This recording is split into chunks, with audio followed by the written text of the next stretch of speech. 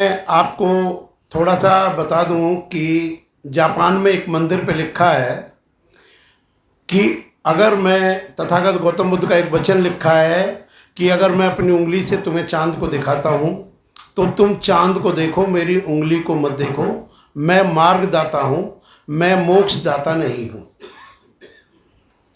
और आज संसार के सामने बहुत बड़ी विकट समस्या है जो आप देख रहे हैं कि रूस में या दूसरे उन कंट्रीज़ में कि युद्ध को चुने या बुद्ध को चुने।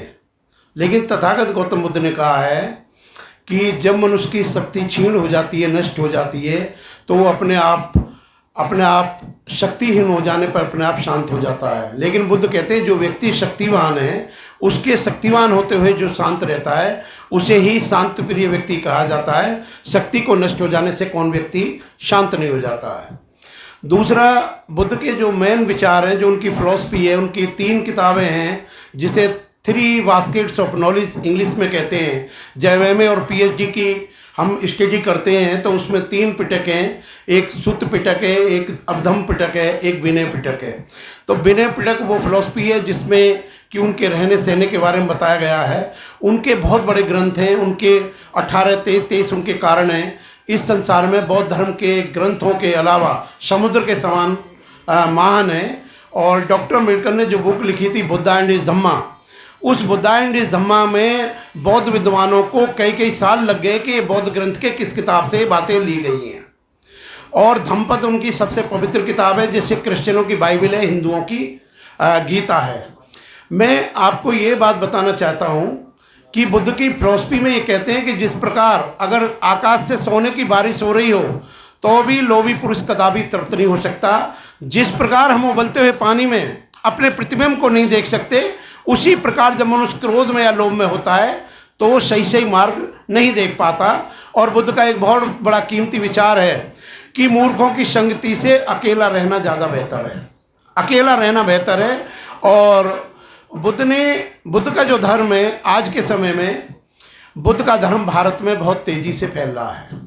आपने देखा होगा कि पिछली जनसंख्या के आंकड़ों के मुताबिक और वर्तमान के जो आंकड़े आए हैं अब 2021 वाले या 22 वाले, उनमें 20 गुना बौद्ध हैं। लेकिन मेरा मानना है कि उससे भी कम से कम 1000 गुना बौद्ध हैं जितने आंकड़े में दिखा रखे हैं। लेकिन भारत के अंदर शुल्कास्टों में रिजर्वेशन रेवोल्यूशन पैदा नहीं होना चाह रहा, इसलिए उसकी वजह से वो अभी हिंदू लिख रहे हैं रिजर्वेशन के लालच में। जिस दिन रिजर्वेशन खत्म हो जाएगा क्लियरली बौद्ध लिखने लगेंगे। मैं जो महत्वपूर्ण बात आपको बताना चाहता हूँ वो ये है कि बुद्ध का जो सिद्धांत है, उसका जो फिलॉसफी है बुद्धिज्म की, वो कहते हैं कि जैसे बंदर एक डाल से दूसरी डाल पर टहलता है वैसे ही मनुष्य का मन बड़ा विचलित है। जो बुद्धिज्म फिलॉसफी है, बुद्धिज्म फिलॉसफी को बुद्ध पहले व्यक्ति होने कहा कि मैं अगर कोई कहता हूँ या मैं धर्म की बात करता हूँ तो मेरे धर्म को मत मानो, मुझे भी मत मानो, जब तक कोई बात आपके लॉजिक और रीजन पर सही से न उतरती हो। जब ये बात उसने फ्रेडरिक नीत्शे ने कहा, उसने जीसस क्राइस्ट ने कहा कि अगर कोई मनुष्य तुम्हारे गाल पर एक चांटा मारता है तो तुम दूसरा गाल भी उसकी तरफ कर दो। ये बात जब जर्मन के जो हिटलर हैं, हिटलर के गुरु फ्रेडरिक नीत्शे जर्मन के फिलोसफर हैं, ये बात उनसे पूछी गई तो उन्होंने कहा ये बात गलत है, ये बात गलत है। अगर कोई तुम्हारे गाल पे एक चांटा मारता है तो तुम भी एक तमतमाता चांटा उसके गाल पे मारो ताकि उसको ये पता पड़ जाए कि जिसके गाल पर मैंने चांटा मारा वो भी एक इंसान है। लेकिन लाओ से जो चीन के फिलोसफर हैं वो कहते हैं कि अगर तुम्हारे गाल पर कोई चांटा मारता है और तुम दूसरे गाल को पर उधर करते हो तो ये फैसला तुम लेते हो कि गाल पे चांटा लगवाना। लेकिन हम बुद्ध की जब फिलॉसफी देखते हैं, बुद्ध कहते हैं कि अगर चांटे के मारने से दुख होता है तो तुम किसी को चांटा मत मारो, क्योंकि चांटे के मारने से दुख होता है। अगर तुम्हें कोई गाली देता है तो तुम किसी को गाली मत दो, क्योंकि गाली के देने से दुख होता है। और एक उनकी कहानी है, जब उससे कहते थे कि आप हर बात में अपनी कहानियाँ सुनाते हो, तो वो कहते थे कि अभी आदमी इतना समझदार पैदा नहीं हुआ कि डायरेक्ट किसी बात को समझ सके, इसलिए मैं कहानी कह के अपनी बात को समझाता हूँ। और वो कहते हैं कि बहुत मेहमान आए हैं, आप जब उनको कोई गाली देता है तो वो कहते हैं कि आपने गाली जो दी हैं वो मैं आपकी मिठाई नहीं लेता तो मैं आपको वापस कर देता हूँ, ऐसे मैं गाली आपको वापस कर रहा हूँ। लेकिन मेरा अपना मानना है कि बुद्ध के एक वचन है बहुत कीमती जो धम्मपद ग्रंथ में लिखा हुआ है कि जब कोई नवतरुण इस बौद्ध धर्म में आ जाता है तो इस संसार को ऐसे प्रकाशित करता है जैसे बादलों से मुक्त चंद्रमा संसार को प्रकाश देता है। आप आर्टिकल 51 देखोगे, आर्टिकल 51 जो कॉन्स्टिट्यूशन का है, जो ये कहता है कि पूरी विश्व में बंधुता होनी चाहिए, पूरा भाईचारा पूरी दुनिया का होना चाहिए, देश का नहीं, भारत का नहीं, बल्कि पूरे देश का होना चाहिए। आर्टिकल में है कि भारत ये प्रयास करेगा विश्व शांति स्थापित हो। तो मैं सोचता हूँ बाबा साहब डॉक्टर अम्बेडकर ने इस तरह बुद्धिज्म को उन्होंने कॉन्स्टिट्यूशन में लिखा। और जो हमारा फंडामेंटल ड्यूटीज़ है उसकी जो क्लॉज एच है 51A की जो एच क्लॉज है कि it shall be the bound and duty every citizen of India, कि वो साइंटिफिक टेम्परामेंट को, वैज्ञानिक सोच को, वैज्ञानिक बात को पूरे देश में फैलाएगा और अंधविश्वास का विरोध करेगा। ये उनका मामला है। लेकिन मैं आपको बता दूं कि बुद्ध के जो विचार हैं, जो फिलॉसफी है, उसको बोलने के लिए कम से कम 21 साल का आदमी को अध्ययन होना चाहिए, जब बोल पाता है। जब वो कहते हैं कि भाई आप जो है कि इतने लोग शराब में नहीं बहे, इतने लोग बाढ़ में नहीं बहे जितने शराब में बह गए हैं, तो आप हमेशा दारू शराब से बच के रहना, क्योंकि ये सभी पापों की जननी है।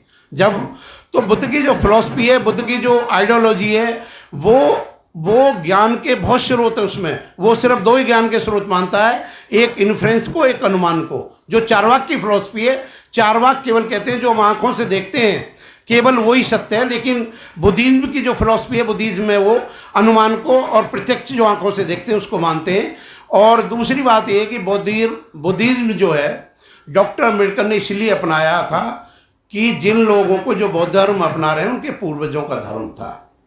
ये वो मूलतः बौद्ध थे और उनके डीएनए में बुद्धिज्म था, जो इक्वलिटी, लिबर्टी एंड फ्रेटर्निटी की बात श्रमदान करता है।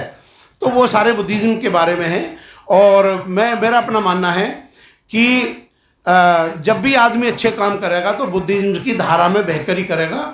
जब तथागत गौतम बुद्ध कहते हैं कि विभिन्न नदियां नाले समुद्र में आकर, नदी नाले के नाम से नहीं जाने जाते बल्कि समुद्र के संग के नाम से जाने जाते हैं। जब विभिन्न जाति और रंग रूप के लोग बौद्ध धर्म में आ जाते हैं तो बुद्ध धर्म के नाम से जाते हैं, जाति धर्म के नाम से नहीं जाते।